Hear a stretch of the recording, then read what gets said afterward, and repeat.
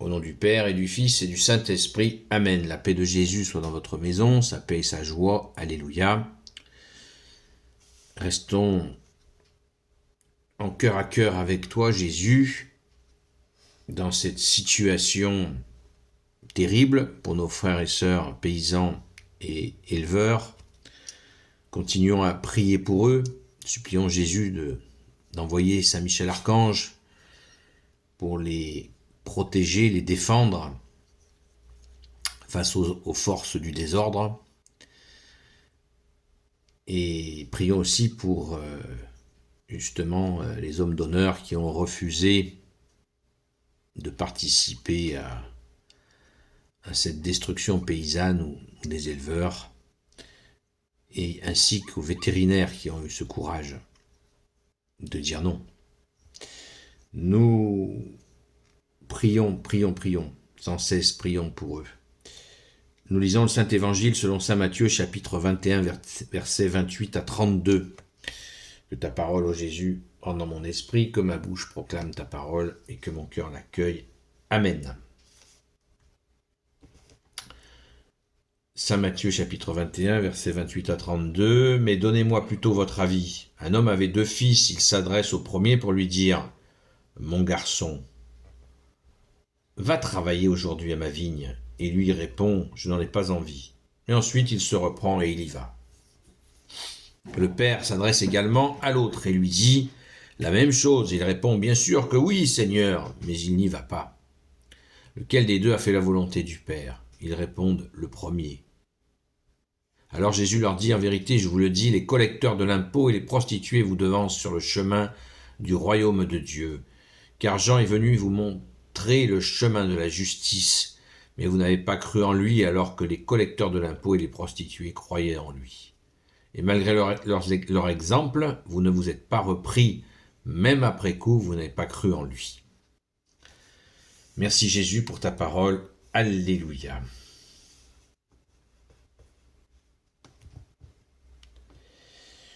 Au verset 28, l'exégète nous dit, une fois de plus, Jésus montre combien il est difficile de se convertir quand on est prêtre ou maître, enseignant ou théologien.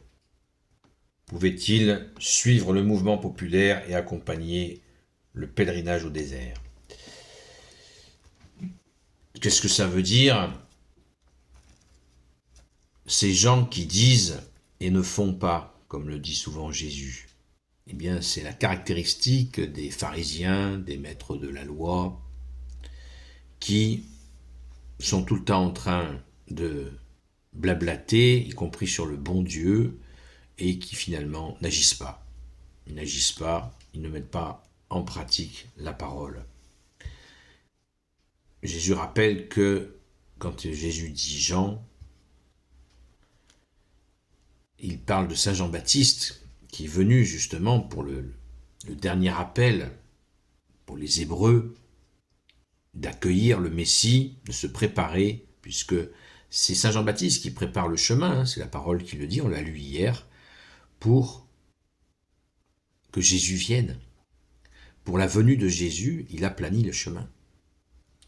C'est beau, c'est puissant. Et Jésus va dire à ce moment-là, cette phrase célèbre, « En vérité, je vous le dis, les collecteurs de l'impôt et les prostituées vous devancent sur le chemin du royaume de Dieu. » Sur le chemin, ces gens qui se disent religieux, qui se disent dans la foi, eh bien, sont dépassés sur le chemin qui mène au royaume des cieux par les publicains et les prostituées, les collecteurs de l'impôt, c'est-à-dire les gens qui étaient donc collaborateurs de l'occupant romain. Ils sont passés devant, parce que eux ont cru. C'est très fort, c'est surpuissant, mais ça nous donne bien le contexte de l'époque. Jésus arrive dans cette pénade, c'est la pénade complète. Et Jésus leur dit leurs 4 vérités pour qu'ils se repentissent, qu'ils se convertissent enfin. Mais apparemment, c'est peine perdue. puisque Jésus le dit lui-même, et malgré leur exemple, vous ne vous êtes pas repris. Même après coup, vous n'avez pas cru en lui. En Saint Jean-Baptiste, qui a annoncé la venue du Messie et du Messie Jésus, le Christ Jésus, et qui a aplani les chemins pour pouvoir le recevoir. Aplanir les chemins, c'est justement cette attitude de conversion. De conversion pour l'accueil de la bonne nouvelle que Jésus est venu apporter, c'est-à-dire la restauration de l'amour de Dieu, la justice de Dieu et la miséricorde de Dieu. C'est absolument extraordinaire. Mais ça coince. Vous voyez, il y a une partie de la population, donc ces gens-là, pharisiens, maîtres de la loi, qui ne veulent pas pour eux-mêmes, et qui, pire encore, Jésus le mentionnera, qui ne veulent pas pour le peuple. C'est-à-dire qu'ils ne rentrent pas dans la direction pour aller vers le royaume des cieux, mais en plus, le plus effroyable, c'est qu'ils empêchent les autres d'y aller. Les publicains, les prostituées ont capté l'appel de Saint Jean-Baptiste pour aller vers Jésus et donc le royaume des cieux.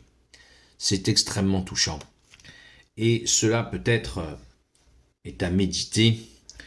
En ce qui nous concerne, dans la Sainte Foi catholique, 2 fois millénaire, de ne pas tomber dans un réglementarisme.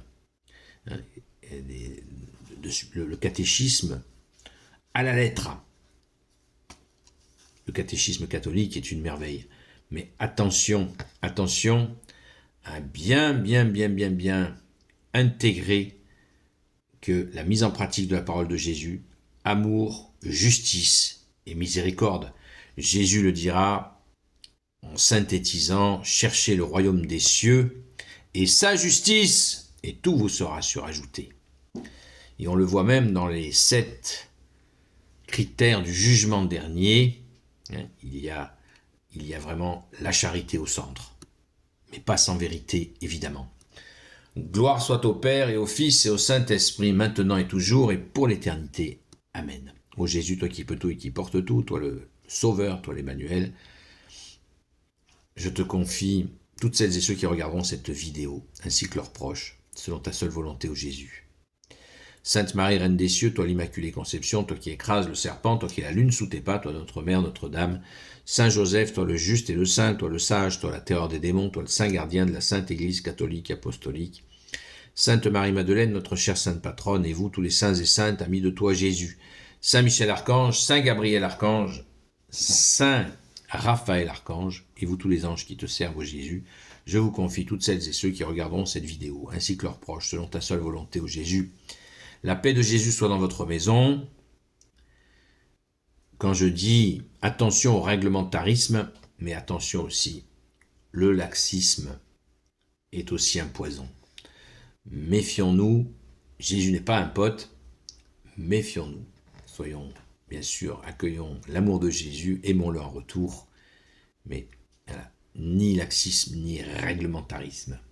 Il nous faut être donc sans la démesure que Jésus nous dit très clairement. La démesure fait partie des choses qui salissent l'homme. Rendez-vous ce soir à 20h à la grâce de Jésus jusqu'à 22h sur TikTok, sur le compte Seul Jésus Sauve. Gloire à toi Jésus.